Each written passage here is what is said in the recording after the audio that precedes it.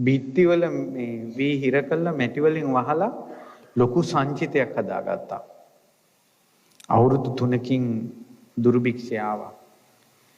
වටේ පිටේ ඉන්න ඔක්කොටම කන්න දුන්න වී අටු ඉවරයි. ඊට පස්සේ මිනිසුන්ට කිව්වා දැන් නම් ඉවරයි. උඹලා කොහේ හරි ලෝකෙකට ගිහිල්ලා ජීවත් වෙන්නilla. එතකොට අම්මයි තාත්තයි දුවයි පුතයි ගෙදර වැඩකාරයා කිව්වා මට නම් බෑ සිටුතුමනි මම මෙහි ඉන්නේ එකට මැරෙන්න කිව්වා. අනිත් ඔක්කොම ගියා. පොළොවේ ඇතුලේ වලේලාලා තියෙන හැලි අරන් ඒ වී ටිකත් කොටලා කෑවා. 5 දෙනා. වැස්සක් අහල පාලක නැහැ.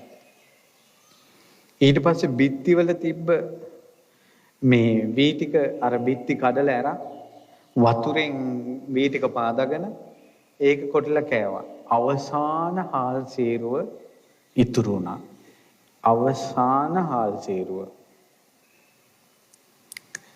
ඊට පස්සේ මේ දේවින් වහන්සේ කිව්වා සිටුතුමාට අවසාන හාල් සේරුව කැඳ හදුවොත් දවස් 2ක් ගන්න පුළුවන්. බත් තිව්වොත් එක දවසයි කිව්වා. ඊට පස්සේ කිව්වා දේවින් වහන්සේ මේ කිව්වා බිරිඳට කොහොමදත් මැරෙනවනේ. කැඳ බීලා නෙවෙයි බත් කාලා මැරෙමු කිව්වා. ඒ නිසා අද අවසන් දවසේ බත උයන්න කිව්වා. අවසන් දවසේ බත උයනකොට ගන්ධමාන පර්වතයේ පසේ බුදුරජාණන් වහන්සේ නම දිවසින් දැක්කා. අවසාන බත උයනවා. අනිත් අයට කණ්ඩ දුන්න අනිත් මිනිසුන්ට බත් දුන්න මිනිස්යාගේ අවසන් බත ඉදෙනවා. පසේ බුදුරජාණන් වහන්සේගේ දිවසට පෙනුණා. බත් ටික උයලා පිඟාන 5කට බෙදලා අවසාන බත් ඇටෙත් බෙදුවා. මුට්ටියේ දැන් දම් කුඩවත් නැහැ. ඉස්සලාම සිටුතුමාට බත් පිඟානේ දීලා මෙහෙම අත ගෙනියනකොටම ඉස්සරහා පසේ බුදුරජාණන් වහන්සේ කල්පනා කළා මේ වාගේ දුර්භික්ෂයකට මම මොහොන දුන්නේ සංසාරේ අපි දීලා නැතුව ඇති. මේක කෑවත් කී දුහකටද? ඒ නිසා අවසානයේ මම මේක දන් දෙනවා කියලා මෙහිම අතෙන්ම බෙදුවා. මෙහිම පිඟානේ තියාගෙන අතෙන් දන් දෙනකොට සිටුතුමා දැක්කා ඉතුරු වෙන එකත් එක්ක නෙමෙයි අත තියෙන්නේ දෙන එකත් එක්ක. මේ දෙන එකත් එක්ක අත තියෙන්නේ. පසේ බුදුරජාණන් වහන්සේ අත වැහුවා. ස්වාමීනි මේ ජීවිතේ ජීවත් වෙන එක ගැන හිතන්න එපා මට පරලොවට අනුග්‍රහ කරන්න කියලා ඔක්කොම බත් ටික බෙදුවා. දේවින් වහන්සේත් බෙදුවා. එයාලා හිතුවා උපන් ජීවිතයකට දුර්භික්ෂයකට නම් මොන දෙන්න එපා කියලා.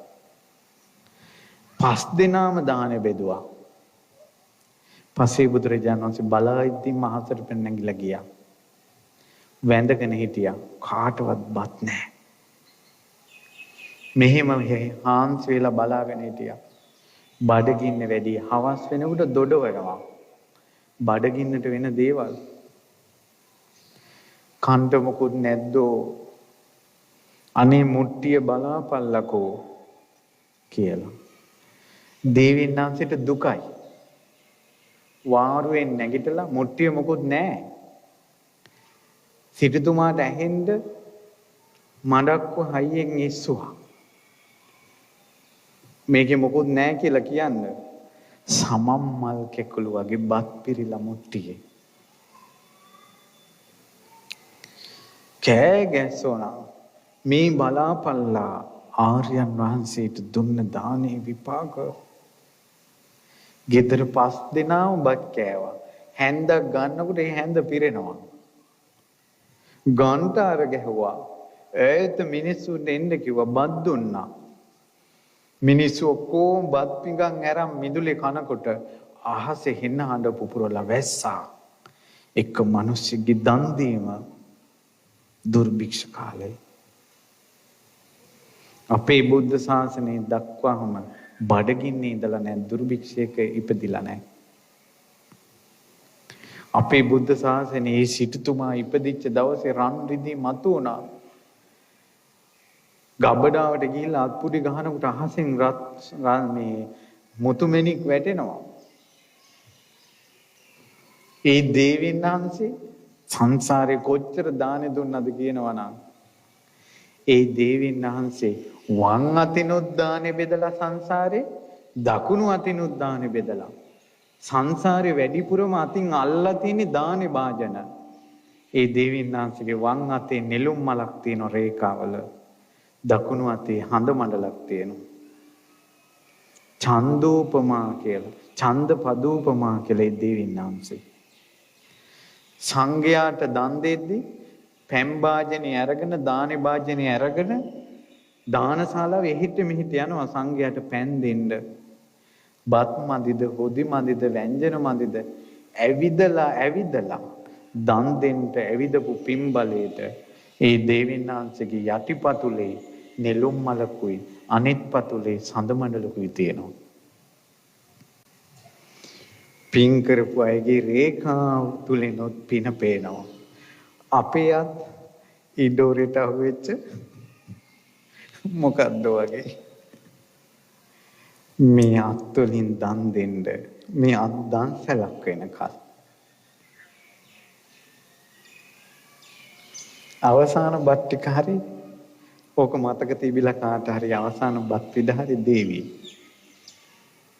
මේ ජීවිතේ අපි කොහොම හරි මැරිලා යයි පරලෝකෙට දුකක් එන්නේ දැන් නම් රැක ගන්න තියෙන්නේම පරලෝකේ ඒකයි ඒක රැක ගන්න ක්‍රම කිහිපයක් පිනෙන් රැක ගන්න ඕන හිත රැක ගන්න ඕන ඇයි එච්චර පින් කරපු කෙනෙක් වුණත් අවසාන මොහොතේ වෛරෙන් හිටියොත් දුගතේ ඒකයි තරහ ගන්න එපා කිව්වේ.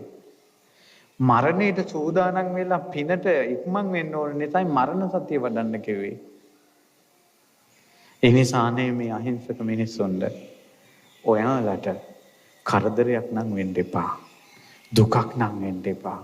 බඩගින්නේ ඉඳ සිද්ධ වෙන්න එපා. මෙලෝ පරලෝ දෙකම සුරකේවා. ඔය හිත් සංසිඳේවා. ඔය හිත් වලින් පව් නොකිරේවා. අපි කාටත් දුක්ඛිත සංසාරයෙන් නිදහස් වෙන්න වාසනාව ලැබේවා.